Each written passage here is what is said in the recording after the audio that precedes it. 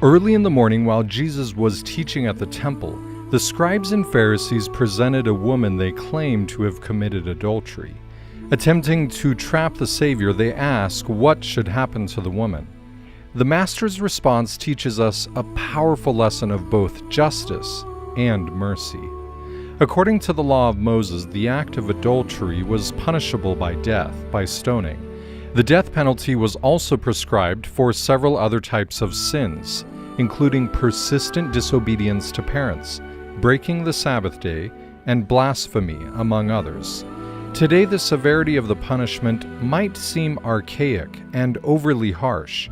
However, a better understanding of the law reveals that it actually provided both justice and mercy in a masterful way, unmatched by even our own modern legal system.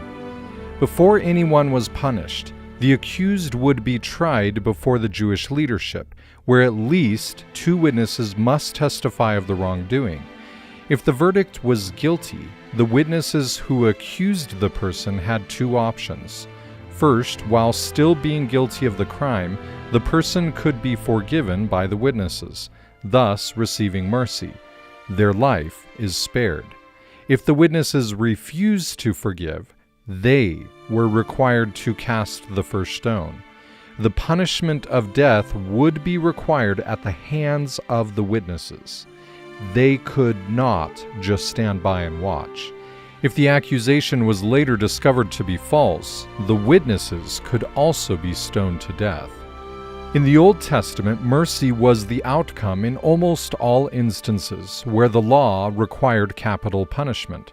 For example, King David's son Absalom was allowed to live even though he had tried to overthrow his own father's kingdom and take the throne.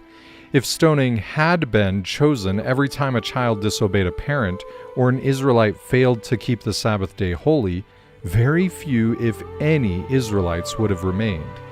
The law, in essence, teaches the severity of disobeying the Lord, while also teaching the importance of being merciful, fulfilling both justice and mercy.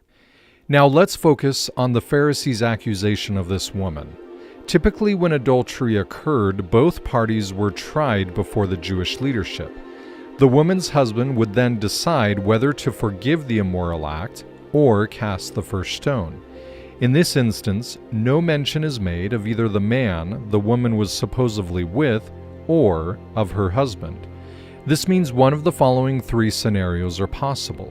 First, the woman had committed adultery. Second, the woman had been raped. Or third, the woman was actually innocent and thus falsely accused.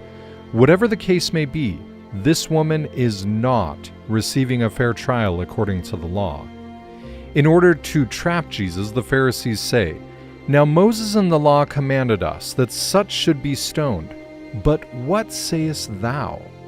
Silently, Jesus bends down and uses his finger to draw on the ground, the same finger who had written the law on the stone tablets on Mount Sinai. This serves as a powerful reminder that he who wrote the law knows best how to interpret the law. In silence, the Master teaches a poignant lesson. He does not accuse the woman, nor even ask her to defend herself. The Pharisees continue to press for an answer. Jesus finally stands up and says this powerful statement: "He that is without sin among you, let him first cast a stone at her." The Master is exposing the Pharisees' attempt to trick him. In essence, Jesus is saying, if you think she is guilty and you are innocent, then stand as her accusers and cast the first stone, causing her death. Christ fully understands the true meaning behind the law, and he sees that these wicked Pharisees only seek to use the law to entrap him. In their minds, they could care less about if this woman is guilty or not. Christ again bends down and writes on the ground as the crowd contemplates their decision. One by one, they leave. No one is willing to execute the punishment, and the woman is left there alone.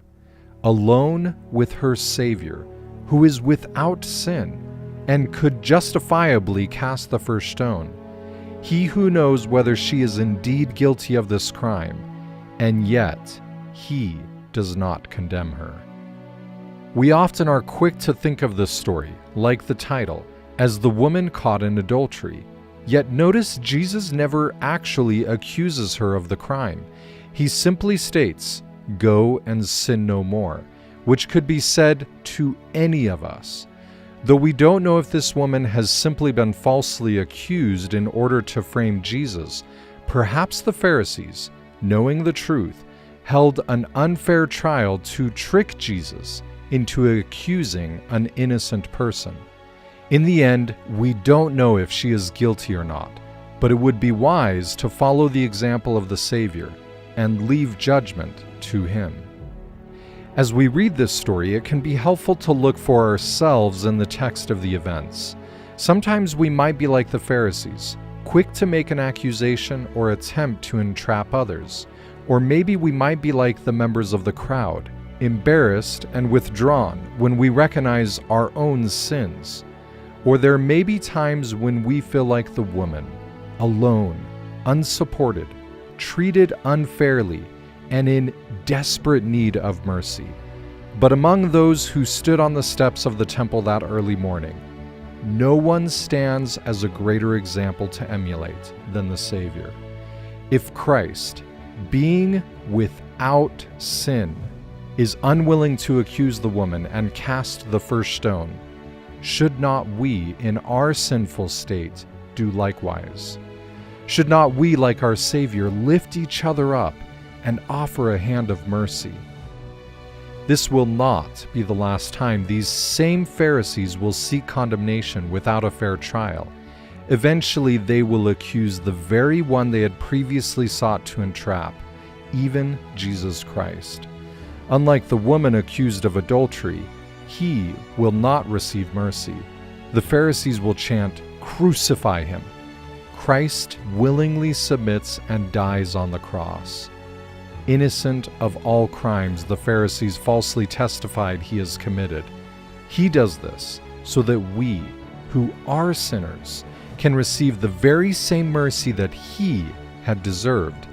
And just like the woman, who possibly had been caught in adultery, we too can go free, thanks to the loving sacrifice of our Savior.